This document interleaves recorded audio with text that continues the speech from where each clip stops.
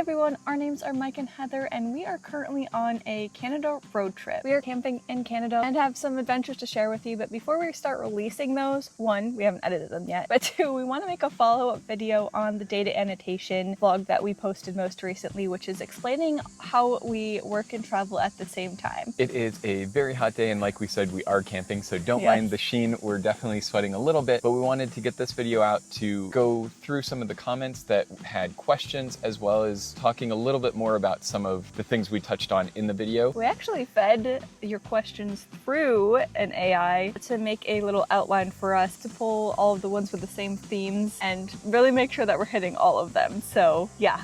It says to begin with what to expect after applying, since it seems like a lot of people had questions on that. And examples were, I've applied and never heard from them, I passed the assessment but no jobs have showed up, and my dashboard says there's no projects available. What we need to cover in this section is how long it can take to hear back, why some people never hear back, and possible reasons for no projects. Okay.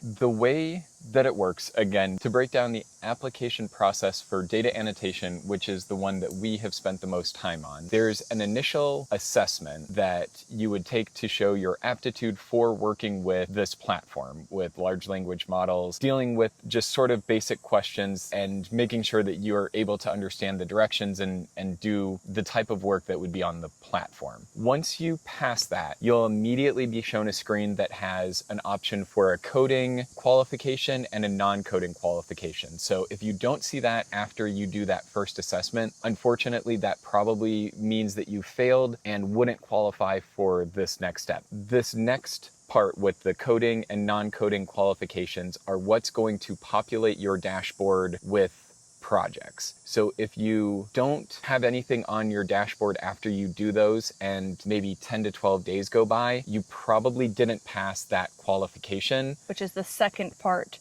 of the intro assessments. So if you don't pass that, you're not going to get your dashboard populated. Again, this is just our experience when we have taken the assessments and passed with our accounts and what we've heard from other people who have first-hand other people. We've had some family and friends who've wanted to try out data annotation and have had similar experiences to us when they did get on, and then we've also seen firsthand what it kind of looks like when you don't get on from, unfortunately, some family and friends who didn't pass. And just as a caveat to this whole video, we are not speaking on behalf of data annotation at all, just our own personal experience. So take all of this with a grain of salt, because again, this is just our personal experience with data annotation and training AI and getting paid for it. Once you have gone through the assessment, you'll see the qualification screen. Once you've done the qualification, that's when you're going to have that 10 to 12 day period where they evaluate that and see if they're going to provide you with work on the platform. At that time, you do have access to the dashboard. It'll just be blank. Yeah. So if you haven't gotten any kind of word from data annotation after 10 to 12 days,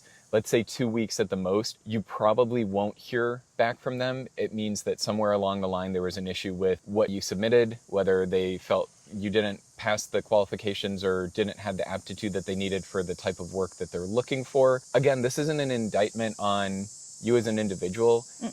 These platforms are just looking for very specific things when they do the qualifications, which is why we say answer everything that they ask you to and don't go above and beyond. Don't do less, just do exactly what they ask. And we'll get into that a little bit more because some of your comments kind of lead down that path of, well, what do I have to do to pass? So we can't tell you exactly, but we'll give you some little tidbits a little bit later in this video. But if you did pass, so you passed your first assessment, you got access to the coding versus non-coding one, and you passed that one, after 10 days, what should happen is your dashboard's full of onboarding assignments. Onboarding. So it'll get your PayPal set up, it'll get you familiar with the platform, and I believe, if I remember correctly, and stuff like that. And they pay you for kind of like them teaching you the platform. Some of them. But basically, you'll just get some onboarding to walk you through how the platform works.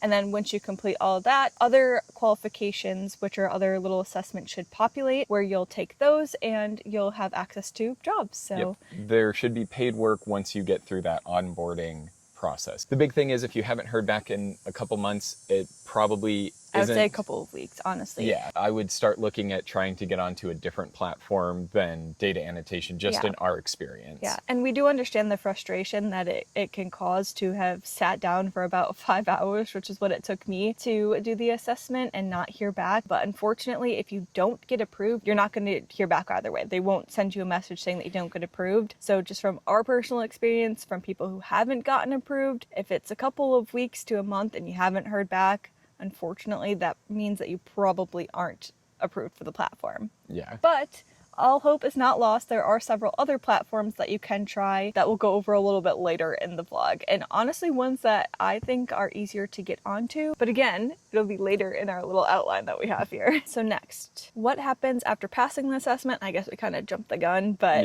yeah. So you'll get access to your dashboard and onboarding if you pass, and then you'll get qualifications, which are basically like little tests that are nowhere near as long, the several hours one. Honestly, they take about 5 minutes to 10 minutes. Most of them. Sometimes they're longer, depending. If But they're they usually longer, they give pay you for those ones. Though. Yeah, I think the longest ones are usually about an hour that are unpaid, but they also will let you know about how long each one should take. The difference between the qualifications and the starter assessment to get onto the platform is with the qualifications, they actually give you the instructions and tell you exactly how they want you to answer everything and what they're looking for. So once you're on the platform, it's a lot easier to pass and get on projects because they say, hey, we want you answering these questions just like this. Here are the questions. How are you going to answer them? Basically, they're just wanting to make sure that you read the instructions. They give you the expectations, whereas the starter assessment is just kind of seeing what you got off the cuff without any real direction. Sometimes it's immediate. You'll see like the projects immediately on your things dash. will populate in on your dashboard with whatever the code is. Yeah, and then you can click into it and start working immediately. Others may take like a day or two where... Some never come up. Some you never hear back from again, and I'm assuming that means that we didn't pass it. But once you're on the platform taking qualifications, there's no harm in not passing it. They just don't give you access to those jobs. You don't get kicked off the platform. As far as the amount of jobs go, we got a lot of questions asked like, so are there always jobs on your dashboard, or when one goes, like how does that work? A lot of times you'll get like a pool of jobs and then you work on them, and then once they're gone, they'll disappear from your dash, but that doesn't mean that you'll never not see it again. A lot of the times they take it away, get the data, and then it's back the next day because they tweaked the instructions slightly because they want you to be doing it a slightly different way. Or maybe you're just reviewing all of the ones from the projects that you were doing. But I would say that we have close to about 10 or more projects on our dashboard at all times. At the beginning, it was closer to like 3 to 5. Yeah. But now steadily, we have about 10 to 15 jobs, and every qualification that you pass, you just get more. It kind of ebbs and flows, but we don't go under 10 jobs at all times to be able to click into and start working. Within the jobs that are on your dashboard, you may have multiple ones from the same family, but different iterations of it. So that's one of the things that it's good to pass the qualifications to take them, because one family may have 6 different types of jobs for you to do with different elements that they're testing for. So that's useful. So always do your qualifications. Next section, how did you get in? What is our job title? How did we apply? Where did we sign up? We don't really have job titles. We just went onto the website. So if you're looking at data annotation, you would go to data annotation. I'll put it on the screen here, but we'll also include it down below. Yeah, but basically you go to that website. There should be a spot that you could sign up or apply. I think it says Get Started in the upper right-hand corner. Yeah, there's not a specific job title that you're looking for within that. It's just a general assessment. Yeah, so I guess our job title may be like... Large language model trainer. Yeah, non-coding large language model trainer, because we clicked the non-coding option. Yeah. But there's no like a job title that you click when you apply. You just apply and then you're on the platform. Yeah. There's not like job titles to choose from. So that kind of leads into our next section, which is how to get started from scratch. We got a lot of comments like, suppose I wanted to get started on Monday, what would be my first move? I guess the best thing that we can do is give you a step-by-step way that we did it. Or at least strategies of how to approach this and have the best chance of getting approved if this is something that you're really interested in. So if we were starting on Monday, what I would do first is actually not go to data annotation. I would go to Outlier, which is another platform where you can train AI. But Outlier, and I'll include the website right here and also down below, we don't like it as much isn't the right word, because it's obviously an incredible platform where you can make money like this. And if we didn't even know about data annotation, we would think that it was the best thing ever because it allows us to live this type of lifestyle as well. We just prefer data annotation's platform. But the benefit of Outlier is that when you go on and apply, they give you the instructions up front and kind of teach you about AI. So they teach you about how models hallucinate, which means like make up information, and that you really shouldn't trust them and you should fact check everything, which seems like a no-brainer, but when you're taking assessments, it's really easy to just trust the answers and think that one of them is right when both of them might be wrong. And if you don't have that kind of switched on your brain, you might be choosing one without even realizing that the actual question or the actual test for that specific question was, hey, both of them are wrong. And they teach you how to draft your responses, like say if you're comparing responses, how you would say response A does this well, response B does this well, but this one's overall better. So they kind of show you like the structure of the response, what to kind of look for when you're grading models and all of that stuff, which is incredibly transferable to any type of platforms that you go on to with training AI. So everything that you learn from Outlier, you can then take and work on Outlier and then also work on data annotation, which is what we do. We work on both platforms. I had the opportunity to kind of dive into this maybe a couple days before Heather did, and as we were looking at different platforms, Outlier was actually the first one that we found and came across. So I began working with large language models through Outlier. One of the really great things about doing this that way, starting with Outlier and then going to data annotation or other platforms, is Outlier had a really great introduction to large language models and the type of work that you would be doing. Almost like a PowerPoint teaching presentation that you review as you apply. This is never a test of how good a writer you are.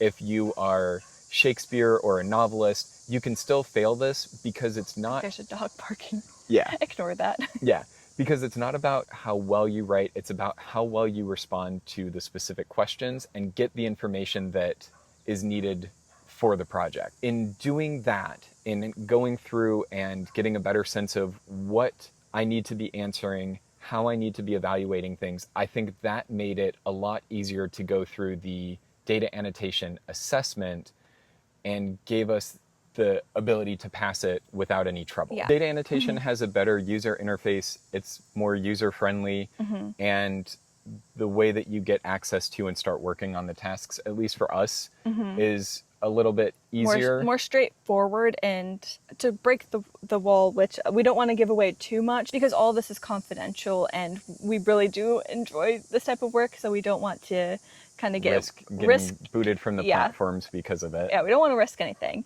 But essentially the way that it works is like you get access to data annotation, and then you do little qualifications, and then you get access to projects. Outlier, you basically get like a little crash course on that. / qualification, and then you get access to a project, and it's singular. But you have to test in. So like Outlier almost gives you like job titles where you take like the math AI training stuff, and then you take like the generalist AI training stuff.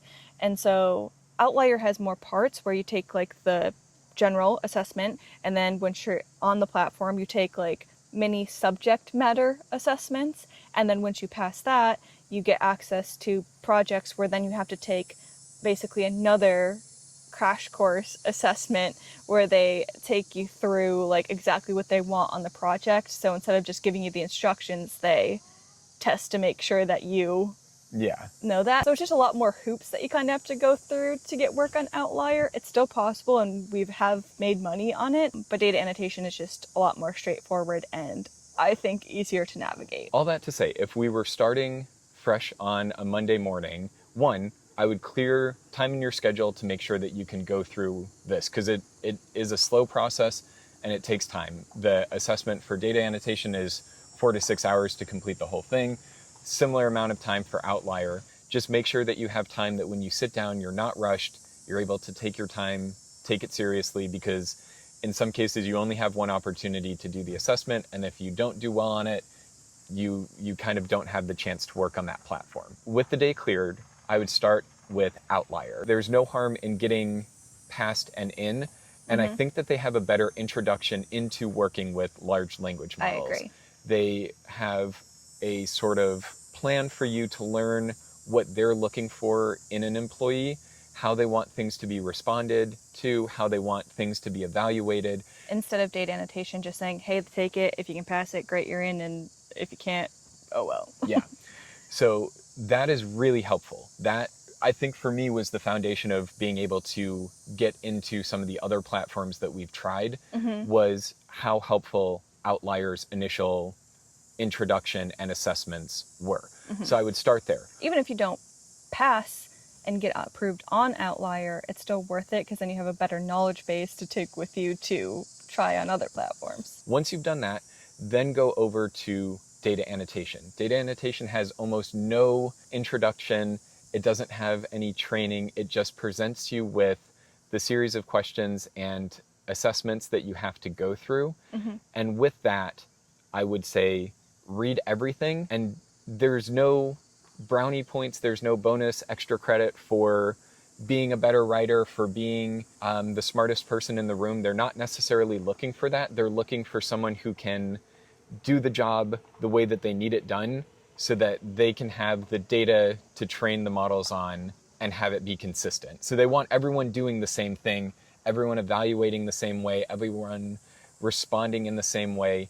So that's more important than showing off with language skills or anything like that. Answer the question completely and don't do anything extra. So if they give you a prompt and ask you to do very specific things in the task, make sure you do those very specific things. Make sure you're fact checking everything, even stuff that seems like it might be true. Fact check it, because even if one little portion is wrong, it's not good enough. This is all common sense stuff. Just take your time and answer the questions exactly how they want you to, with no more or no less. They want clear, concise, and consistent answers. You'll have a better sense of what that looks like if you have had the opportunity to work with some of the other platforms and get an introduction into large language model training. A lot of people said, can you please do videos on the other platforms, or which platforms are best for beginners? We touched on that a little bit, and I don't know if we'll necessarily do like a whole nother video on Outlier, just because honestly it's quite similar to data annotation. And if you're curious of like the type of jobs that you'd get, or a more in-depth look into kind of the world of teaching AI, again, we made a whole nother video on that I'll include the link below. We'll just tell you the ones that we've personally made money on and that we can vouch for in that sense, but there's a whole laundry list of them that you can look up. Data annotation is our personal favorite. Outlier is a close second, and then Alignerr, it's okay.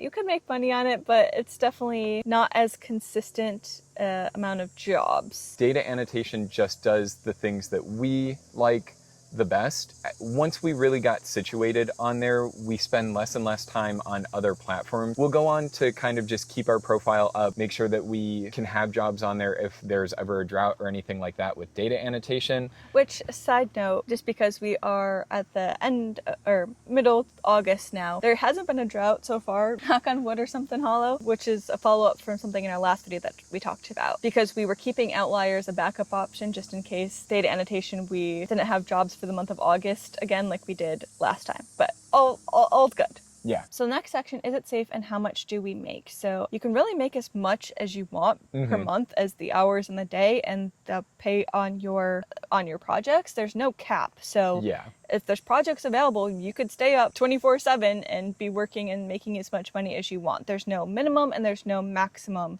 So really, sky's the limit as far as that goes. Most of what our dashboard is $20 at the lowest. Yeah.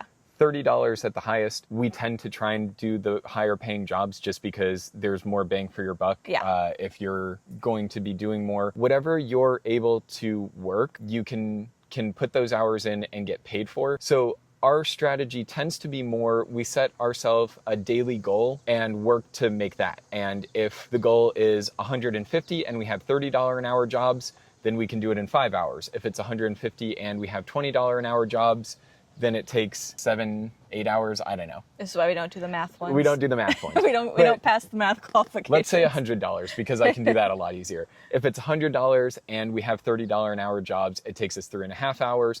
If there are $20 jobs that we're working, it takes us 5. So we probably do more of that type of working. And that also fluctuates because our daily goal while we were in the Dominican Republic was a lot lower than it is while we were home in the United States and in trying Canada. To save. Trying to save, and also just the cost of living. And then the other part, is it safe? We have been doing data annotation and outlier and large language model training for over a year now.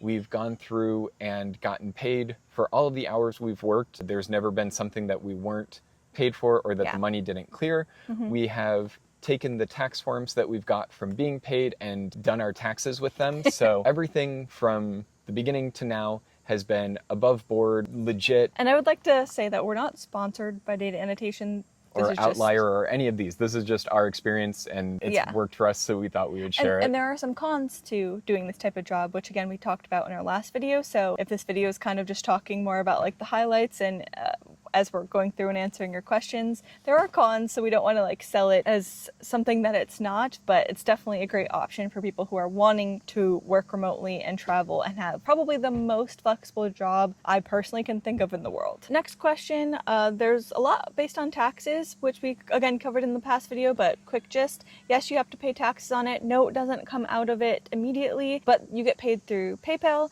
so you can download your tax document to be able to submit your taxes. We're not tax experts, so we don't want to give any advice, but basically PayPal gives you the needed tax forms for filing your taxes. Next question is, can you do this on your phone? Does this have to be strictly done on the computer, and can it be done on your phone? The dirty answer is yes, technically it can be done on your phone, but we would 100% advise against that just because the amount of reading and scrolling up and down that you'll have to do, and I always have multiple tabs open at all times, so if you're a whiz on your phone, I think actually on their website it says that you can do it on your tablet or your phone. I personally just wouldn't be able to do that. I would need a computer. The long and short of it is, yes, you can use your phone. It just isn't as convenient and easy to use. Just because some of the tasks can be rather complex. Yeah, a lot of times you're doing a lot of typing and you want to be able to scroll through things much more quickly, and that just works better on a computer. Yeah. Another question, can two people work from the same location? Yeah, we've always logged in and worked at the same place, whether it's at our home or Tim Hortons, Wi-Fi, anywhere. Yeah, we haven't had an issue with that. I would have even said, like, if I were to log in on Heather's computer, I can do my work there. She can do her work on my computer. It's just that it's an individual account that you log into when you go onto the platform more than it is your specific IP address or your Wi-Fi that you're using. You're not allowed to have your one account open on two computers doing two different projects. You're only allowed to do one project at a time. I think that's the most kind of pressing questions that we had from the comments. We saw a lot of those themes come up a lot, and so we wanted to address those more fully in a video so that we could provide you with as in-depth a look at what we do as possible. If you do have any other questions about data annotation, even about other things that we do to make money, like how YouTube works, how we get paid on there, affiliate marketing, anything like that, we're an open book and want to show you that this lifestyle is possible if that is something that you're interested in. Leave them down in the comments below. We will get back to them. We've kind of fallen short on answering comments, not only on the data annotation video, but just in general because of a lot of personal stuff going on, but we really do appreciate them, and I do have a plan to get back to all of you. And it really does mean a lot to us, especially on some of our other videos where we talked about